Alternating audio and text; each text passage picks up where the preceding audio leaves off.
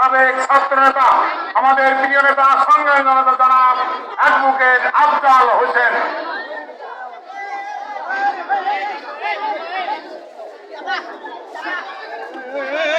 সংগ্রামী সাথী বন্ধুরা,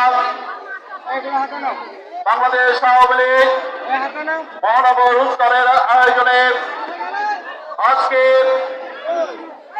বঙ্গবন্ধু কন্যা জননেত্রী শেখ হাসিনার এই গণভবনের সবচেয়ে কাছে আপনারা অবস্থান করছেন এবং এখানে আজকের এই বিএনপি জামাতের সন্ত্রাস নৈরাজ্য অপতৎপরতা তার প্রতিবাদে আজকের এই বিশাল সমাবেশের সংগ্রামী সভাপতি ঢাকা মহানগর উত্তর আওয়ামী লীগের সংগ্রামী সভাপতি জনতা শেখ মুজিবুর রহমান, পঞ্চবিষ্ঠ এই এলাকার গণমানুষের নেতা, এই এলাকার আপনাদের ভোটে নির্বাচিত সংসদ সদস্য, এক সময়ে বাংলাদেশ ছাত্রলীগের সংগ্রামী সাধারণ সম্পাদকের দায়িত্ব পালন করেছেন, বাংলাদেশ আওয়ামী যুবলীগের চেয়ারম্যানের দায়িত্ব পালন করেছেন এবং আজকে বঙ্গবন্ধু কন্যা জননেত্রী শেখ হাসিনার ক্যাবিনেটে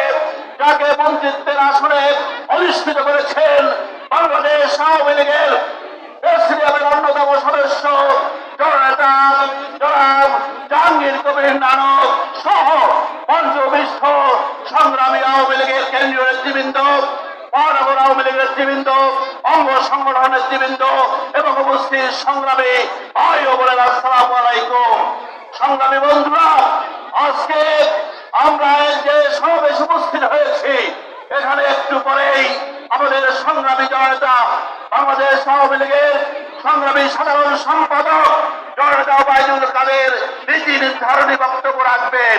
আমরা বলতে চাই ওই বিএনপি জামাত তারা আন্দোলনে ব্যর্থ, তারা নির্বাচনে ব্যর্থ, তাদের মধ্যে ব্যর্থতার গ্লানি, এই অপশক্তি এখন নতুন করে গণতন্ত্র বিরোধী সেই ষড়যন্ত্রের মধ্যে আছে।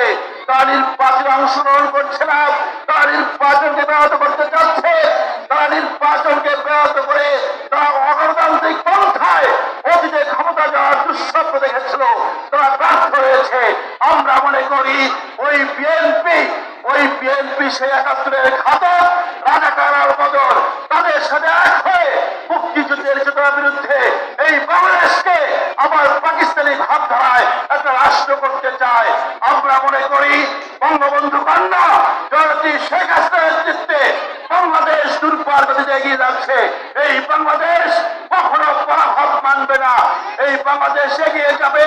এই বাংলাদেশে বঙ্গবন্ধু কন্যা জননেত্রী শেখ হাসিনার নেতৃত্বে আগামী দিনে উন্নত সমৃদ্ধ আধুনিক বাংলাদেশের যে সমৃদ্ধ যাত্রাপথে আমরা আছি, সেই যাত্রাপথ থেকে আমাদেরকে কেউ কখনো পিছনে যেতে পারবে না। আমরা এগিয়ে যাব আমাদের নেত্রী বঙ্গবন্ধু কন্যা জননেত্রী শেখ হাসিনার নেতৃত্বে। জয় বাংলা, জয় বঙ্গবন্ধু, জয় বাবা পটেল।